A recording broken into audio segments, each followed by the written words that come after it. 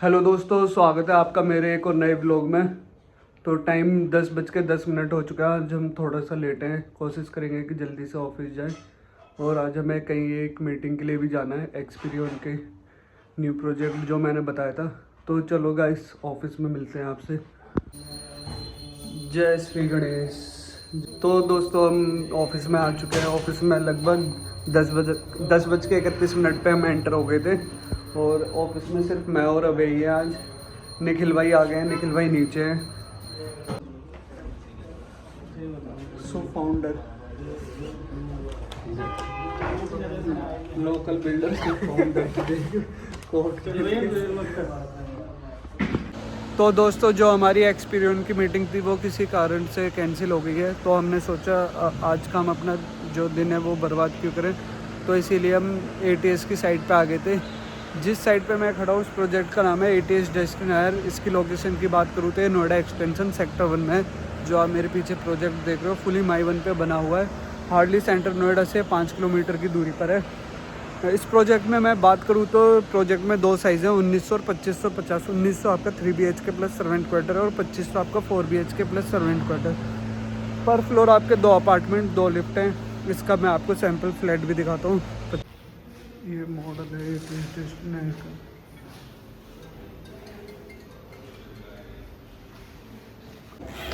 तो गाइस, मैं तुम्हें 2550 स्क्वायर फीट का जो सैम्पल फ्लैट है वो दिखाता हूँ। कितना अच्छा और कितना स्पेसियस है। चलो देखते हैं सैम्पल फ्लैट।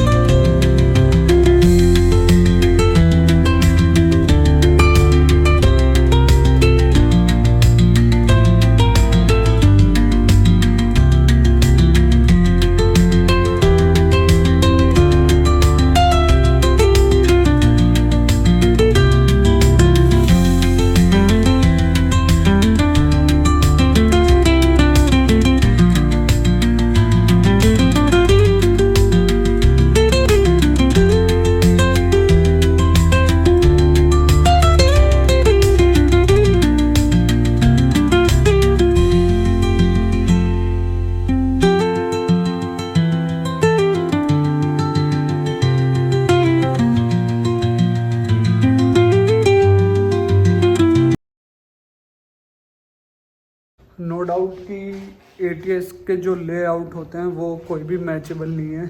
कोई भी बिल्डर उससे अच्छा लेआउट नहीं बना सकता। क्योंकि ATS में मैं बात करूँ माई 1 पे बनने के बाद भी ATS में जो लोडिंग होती है वो 30 से 33% के बीच में होती है। अगर मैं अदर बिल्डर की बात करूँ तो कहीं ना कहीं उनमें 40 से 45% की लोडिंग होती है। तो चलो गाइज, मैं आपको एक मियावाकी फॉरेस्ट का एक बार व्यू दिखा देता हूँ। देन हाँ, जो प्रोजेक्ट है वो कंप्लीट हो जाएगा फिर। तो दोस्तों, मैं जिस मियावाकी फॉरेस्ट की बात कर रहा था वो ये है। आप इस फॉरेस्ट को देख के आइडिया लगा सकते हो यहाँ का टेम्परेचर एंड यहाँ का जो AQI है कितना लो होगा। अगर मैं बात करूँ जितने भी हमारे NCR में जितने भी 50, 60, 70s एज वाले जो लोग हैं, फ्रेश एयर उन्हें कहाँ मिलेगी आज के डेट में? कहीं नहीं मिलेगी। आप देखो NCR में, क्योंकि फॉरेस्ट है नहीं, आप जितनी भी सोसाइटीज़ में रहते हो वहाँ आपको पार्क दे देते हैं बस, जो 2-3 एकड़ में होता है। बट यहाँ पे ऐसा है ही नहीं। यहाँ अंदर तो पार्क है बट फ्रेश एयर आपको यहाँ मिलेगी। गर्मी में यहाँ का टेम्परेचर मेंटेन रहता है। यहाँ पे मतलब ये समझ लो कि जो इंसान फ्रेश एयर लेने चाहता है तो वो प्लीज़ एटीएस डेस्टिनेयर को बुक करे। लाइफ टाइम ये आपका फॉरेस्ट रहेगा, ऐसा नहीं है कि आज है 5 साल बाद नहीं है, ऐसा नहीं है, लाइफ टाइम रहेगा। फ्रेश एयर मिलती रहेगी आपको, AQI यहाँ का कम रहेगा, पॉल्यूशन रहेगा ही नहीं इस सोसाइटी में। फ्रेश एयर की बात करूँ तो फ्रेश एयर आपको यहीं मिलेगी। आप evening walk, morning walk, afternoon किसी टाइम भी इस पर आ सकते हो। ये अपनी प्रैक्टिस कर रहे हैं आर्चरी की।